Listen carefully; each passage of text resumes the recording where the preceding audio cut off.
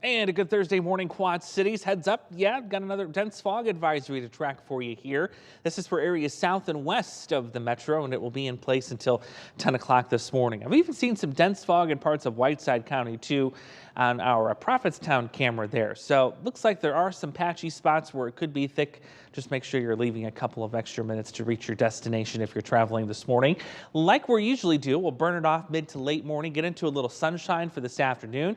This is a gorgeous day, by the way. Mid 70s, light breeze, very comfortable. We will see fog repeat itself, though, late tonight. So waking up tomorrow morning, yes, we're likely going to see visibility take a hit again because of those mostly clear skies.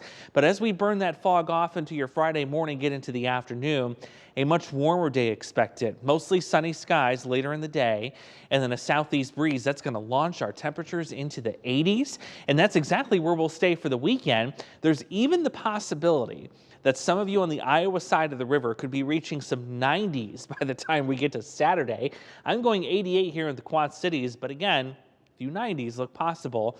But remember, there's no humidity attached to any of this. Corn sweat season is shut down, and so is the Gulf of Mexico, by the way. So we're going to keep it comfortable. Just find some shade if you get a little warm.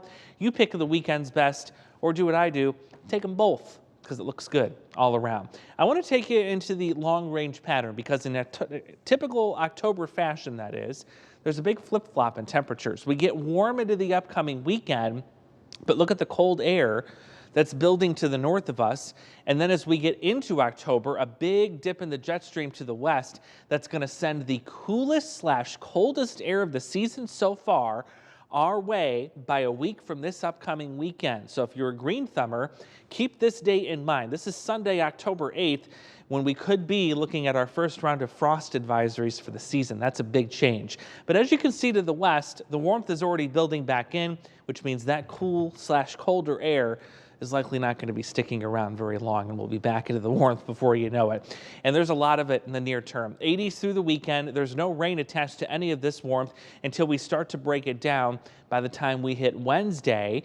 And just beyond the 8-day, getting into the following weekend is when we'll really start to see those cooler temperatures work in. So stick with us. I think we'll get a first glance of that at the 8-day starting with tomorrow morning.